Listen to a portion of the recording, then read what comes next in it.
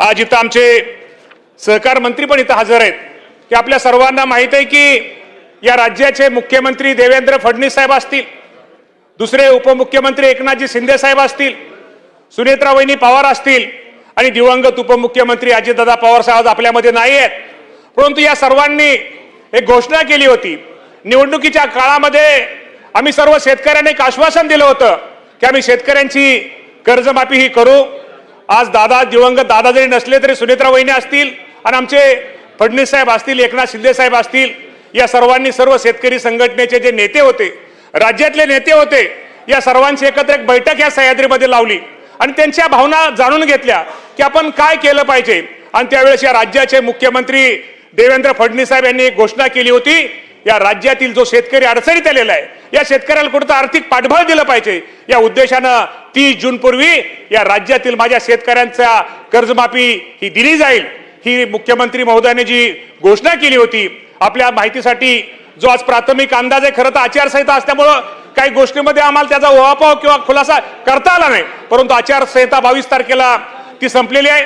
या बाबतीमध्ये प्राथमिक अंदाज जर घेतला तर साधारणतः राज्यामध्ये 56 लाख शेतकऱ्यांना, साधारणतः 56,24,000 शेतकऱ्यांना 36,585 कोटी रुपयाची ही कर्जमाफी दिली जाईल, हे सुद्धा त्या माध्यमातून सांगतो.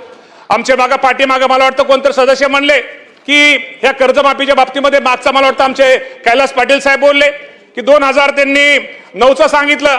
2009 साली आपल्या शासनाने साधारणतः 34 लाख शेतकऱ्यांना 4,000 कोटी रुपयाची कर्जमाफी दिली होती. त्यानंतर 2017 साली देवेंद्र फडणवीस साहेब या राज्याचे मुख्यमंत्री असताना साधारणतः 50,60,000 शेतकऱ्यांना साधारणतः 24,437 कोटी रुपयाची कर्जमाफी दिली होती. आणि 2019ला महात्मा ज्योतिराव फुले कर्जमुक्ती आणि 2017ची छत्रपती शिवाजी महाराज शेतकरी कर्ज सन्मान योजना आणि आता महात्मा ज्योतिराव फुले 2019ची या माध्यमातून साधारणतः या राज्यामध्ये 46,79,000 शेतकऱ्यांना 25,449 कोटी रुपयाची कर्जमाफी दिली होती. जर आजचा या तीनही कर्जमाफीचा जर विचार केला तर त्या निकषाचा जर विचार केला तर ह्या वर्षी दिलेली ही कर्जमाफी निश्चित प्रकारे माझ्या अडचणीत आलेल्या शेतकऱ्यांना कुठेतरी त्यांना एक दिलासा होईल. आणि अजूनही त्यामध्ये काय सूचना आहेत, त्यामध्ये अजूनही अडचणी आहेत, लोकप्रतिनिधीच्या काय सूचना आहेत, शेतकरी संघटनेच्या सदस्यांच्या शेतकऱ्यांच्या काय सूचना आहेत, त्यामध्ये राज्याच्या मुख्यमंत्र्यांनी एक आपल्या सगळ्यांना एक आश्वासित केलेलं आहे की या बाबतीमध्ये निश्चित प्रकारे यामध्ये तुमच्या ज्या सूचना आहेत त्याचा समावेश करून माझ्या जास्तीत जास्त शेतकऱ्यांना याचा कसा लाभ होईल यासाठी निश्चित प्रकारे भविष्यामध्ये आपण निश्चित त्यामध्ये सुधारणा करून माझ्या शेतकऱ्यांना कर्जमाफी दिली जाईल.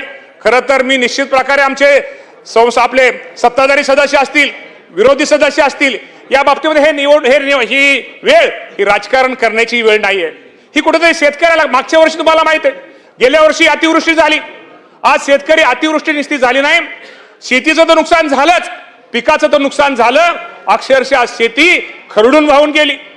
आपल्याला माहित आहे घरात त्या शेतामध्ये असणारे इलेक्ट्रिक पंप असतील, विहीर असतील, अक्षरशः बुजून गेली, खरड हे गेलं. त्यामुळे असे अडचणी आलेले शेतकऱ्याला सुद्धा गेल्या वर्षी या राज्याचे मुख्यमंत्री देवेंद्र फडणवीस साहेबांनी एक खूप मोठा निर्णय त्यांना मदत करण्याचा घेतला.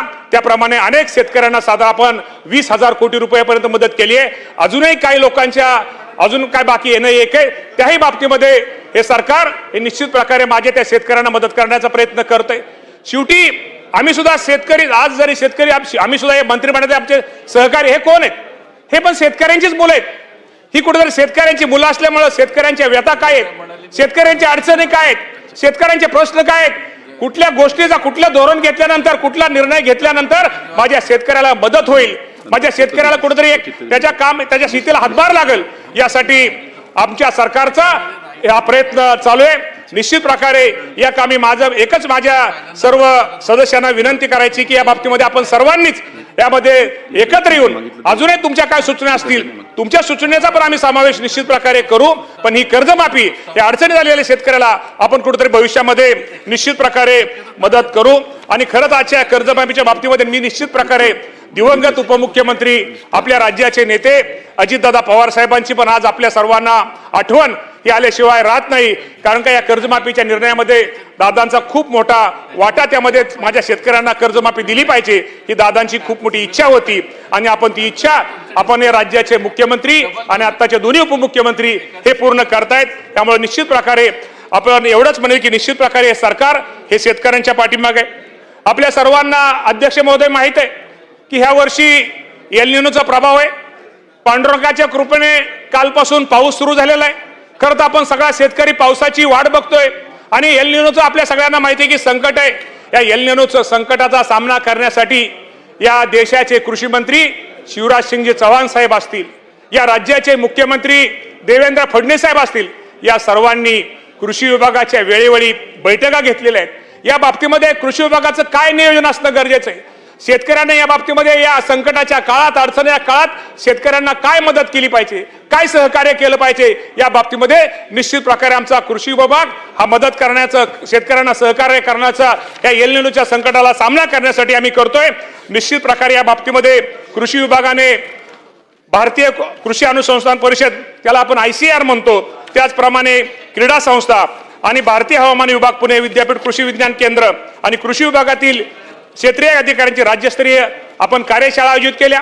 त्यामध्ये आपण निश्चित प्रकारे आपल्या अधिकाऱ्यांना त्यामध्ये प्रशिक्षण केलं। आपण आपल्याला माहिती आहे की एल निनोच्या पार्श्वभूमीवर विभागामार्फत उतार्याचा जी आपली जमीन आहे त्या उताराच्या जमिनीला आपल्याला आडव्या दिशेने पेरणीचं महत्त्व हे आपण शेतकऱ्यांना सांगून BBF द्वारे पेरणी करण्याच्या सूचना आपण देण्यात आलेल्या आहेत। तसेच BBF खरेदी करण्याकरता राज्य सरकार हे अनुदान पण निश्चित प्रकारे अध्यक्ष महोदय हे राज्य सरकार देणार आहे। हवामानास अनुकूल, हवामानास अनुकूल असणारी आणि थोड्याच दिवसामध्ये येणारी व कमी पाण्यात तंग धरणारे वाहनाची बियाणे ही सुद्धा आपण शेतकऱ्यांना हे कृषी विभाग आमचा उपलब्ध करून देण्याची व्यवस्था केलेली आहे। या वाहनाचा वापर करण्याकरता प्रचार आणि प्रसार करण्यात सुद्धा निश्चित प्रकारे येत आहे। एल निनोच्या व्यवस्थापनातील शेततळी आपल्याला माहिती आहे की अशी ह्या काळामध्ये जर आपण थोड्या दिवसामध्ये शेततळी जास्तीत जास्त शेतकऱ्यांना आपण त्यांना जर प्रोत्साहित केलं, शेततळ्याच्या बाबतीमध्ये जर शेतकऱ्याला आपण अनुदान देण्याचा हे केलं तर निश्चित प्रकारे त्या बाबतीमध्ये शेततळी असतील, शेततळ्याचं आस्तरीकरण असेल, सूक्ष्म सिंचनाचा वापर असेल, मल्चिंग पेपरचा वापर असेल, ह्या करण्यावर आपण निश्चित प्रकारे भर देण्याचा प्रयत्न आपला कृषी विभाग करतोय। आणि मागील 2 वर्षामध्ये जवळपास आपण सगळ्यांनी 2000 शेततळी ही बंधनं खोडण्यात आली आहेत। एल निनोच्या अनुषंगाने महाराष्ट्रातील शासनाने खरीप हंगामासाठी केलेल्या पूर्वतयारीचा आढावा निश्चित प्रकारे आपले दोन्ही केंद्राचे आपले कृषी मंत्री आणि आपले मुख्यमंत्री आणि दोन्ही उपमुख्यमंत्री निश्चित प्रकारे घेत आहेत। आणि बरं झालं की 2 दिवसापासून जाधव साहेब पावसाचं मान्सूनचं आगमन झालेलं आहे। आपण पांडुरंगाकडे काजोऱ्यात आता साकडं घालूया की या राज्यामध्ये सगळीकडेच नुकसान न होता एक चांगल्या प्रकारचा मान्सून निश्चित प्रकारे पडावा आणि माझा हा बळीराजा निश्चित प्रकारे सुखी व्हावा।